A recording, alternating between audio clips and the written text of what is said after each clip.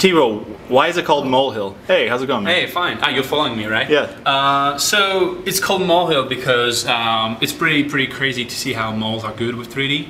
And the guy, actually our lead engineer is a mole. Hey, Thibault.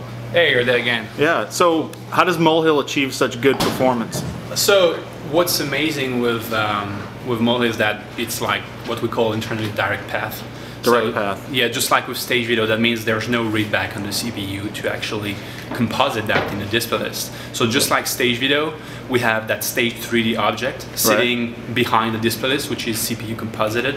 Okay. That means that as soon as we have the data on the GPU card, on the GPU memory, we don't have to send that to the CPU to composite that. We just send that right away to the surface, which is sitting behind the display list. So that means that the CPU doesn't do anything, it's not processing anything, is an action script. So that means from rasterizing to actually composite and do all the processing, it's all done on the GPU, which is amazing. Okay, so then but we can still put display list objects over the top. Yeah, right? that's just like stage video. You'll be able to have your 3D contents.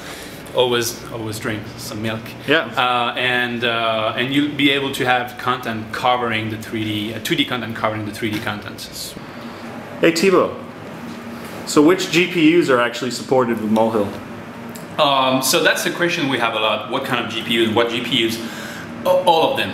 I mean, there are a few edge cases with some GPUs, but all of the GPUs compatible with OpenGL 1.3 and Direct3D 9 will be compatible with Molehill.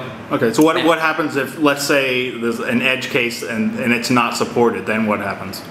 Then it falls back to software. Okay. And we have that CPU rasterizer called Swift Shader, which is doing the stuff. What's up, Richard? Hey, Thibault. Yeah. Yeah, so the API for Molehill seems pretty low level. Are there plans to introduce a higher level API so people like me can use it? So yeah, the plan is that we wanted to make the Molehill APIs very low level so that people can build anything on top of it. That's the idea of Molehill. You make mountains out of a molehill. Ah. Yeah, that's the idea. Okay. And so right now we have no plans putting that natively in the player. But what we know, and we're working with people like Alternativa, Flare, Await3D, and all those guys doing frameworks so that when we actually going to do the beta, all those frameworks will be available. So as an ActionScript developer, not like doing extreme hardcore 3D, I'll be able to just use my existing framework and port my existing project, which are going to run on the GPU, which is going to be blazing fast. So anyone can build his own framework on top of that. That's what we plan.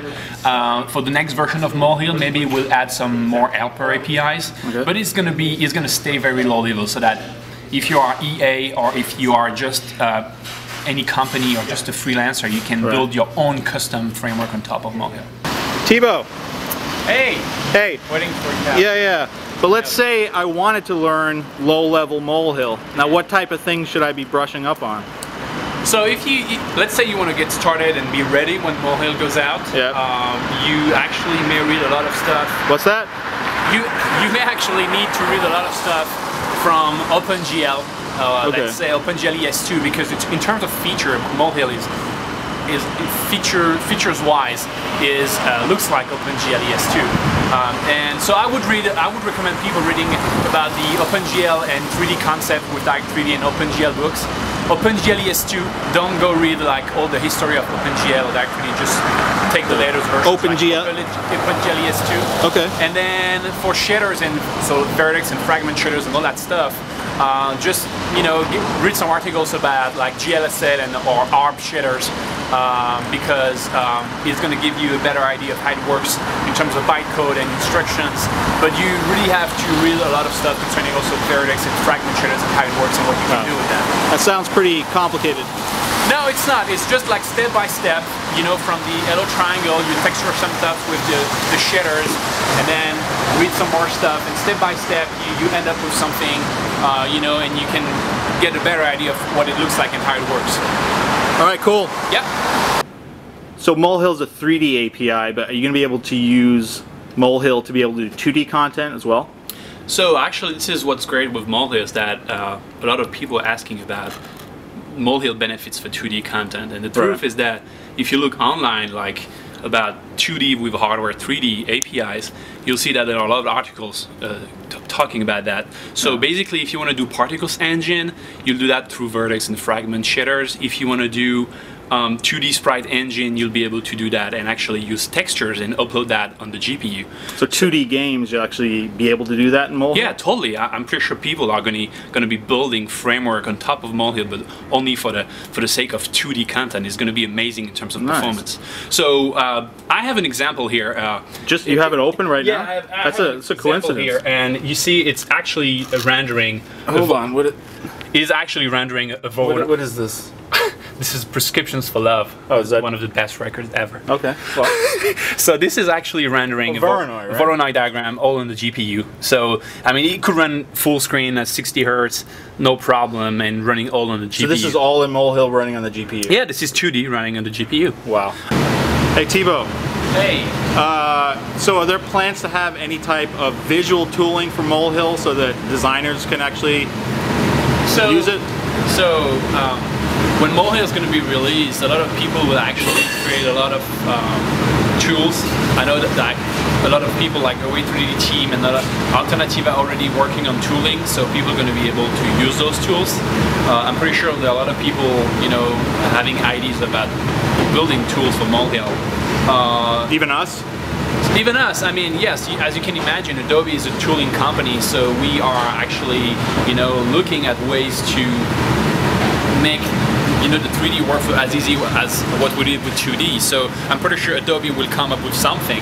But for now, when Molehill is going to be released, I think people will rely first on community tools and what actually the 3D frameworks are giving as tooling support. Yeah. Okay, cool, thanks. Hey buddy. Hey. Rough day? No more milk. No more milk.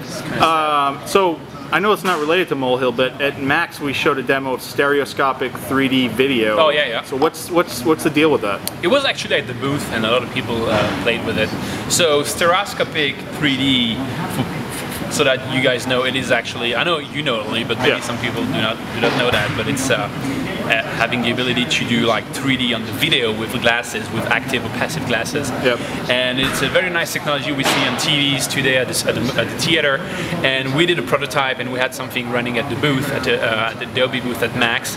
So right now we worked with some vendors, like GPU vendors, like NVIDIA, to make that happen. The question is when we're going to make that happen, and we're actually investing and to support that pretty soon. We don't have any dates for now to share, but it's actually working, and we have that running. The question is when and what kind of APIs we expose for people, because we want to actually make that very easy, you know, very simple FlashFlow APIs. We don't want that to be very complex.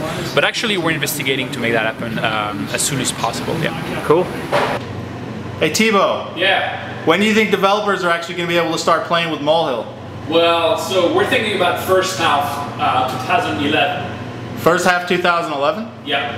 We're going to have a public beta, and people will be able to work, get started, and migrate their projects, and it's going to be exciting. So yeah, stay tuned. Is coming pretty soon.